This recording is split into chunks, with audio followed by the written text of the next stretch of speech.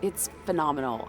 It's gorgeous. We pulled up and you see one structure, but as you get closer, I just love to look at the texture and the material of the building itself. It's incredible. It's so beautiful. I think it's going to age really well. I saw it being built because I run through Golden Gate Park a lot. And it's strange how it looks different from every angle. The DeYoung Museum reopened in the fall of 2005. More than 100,000 visitors a month come to check it out.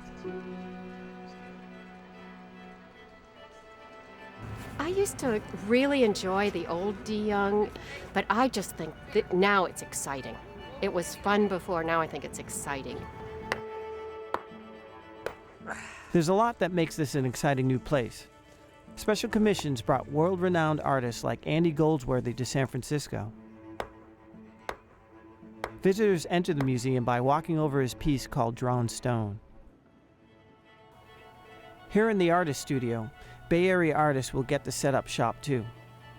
Each month, a different artist in residence will move in and create work here for all to see and participate. The larger sketch is to show the interior of the vessel that I'm working on, this huge piece right here. Over the course of a month, clay artist Sharon Virtue will build a full-size African mud structure entirely by hand. After 2 weeks, she's almost halfway done. The piece basically represents a womb. And what I've been asking the kids to do when they come into the museum is to think of their best intentions for the future, something that they would like to give as a gift to the future. And then we plant that intention in the walls of the womb. The preparators were just telling me that the contents of these crates are from a Gustav Stickley room, probably from Chicago. It's not often a new museum gets its start with a new director. This is John Buchanan's second week on the job. I'm so honored to be the director of the museum now, at one of the most exciting moments in its history. He's overseeing the installation of a new arts and crafts exhibit, one of 9 exhibitions planned for 2006.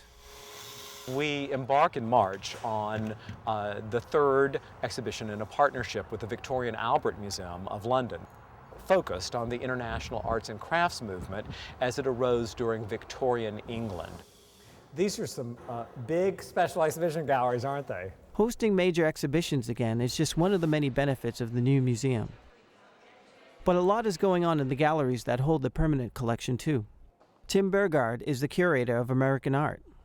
The collection of American art at the Fine Arts Museum spans 325 years. It's widely considered the single best survey collection of American art.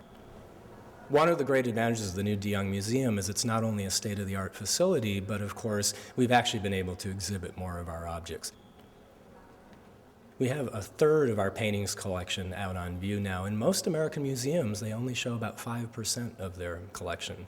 And we were also able to show more of our sculpture and decorative arts. There are wonderful new acquisitions, both in the 19th and 20th centuries, and entire new collection areas like contemporary crafts in the Sachs collection of contemporary ceramic, glass, fiber, and wood artists. And these are whole new collection areas that didn't even exist in the old DeYoung Museum.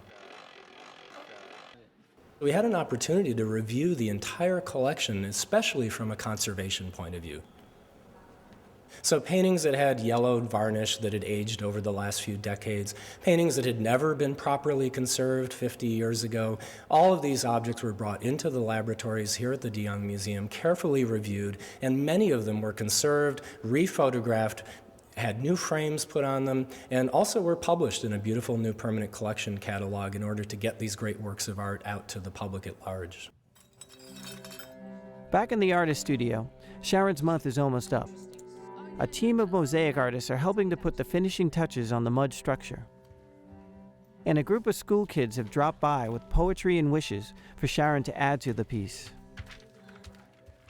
I wish people would respect other people. Smiling faces in all of the universe. Thank you. I'm really happy to have brought the whole thing together, what it created, not just the piece itself, but the community around it.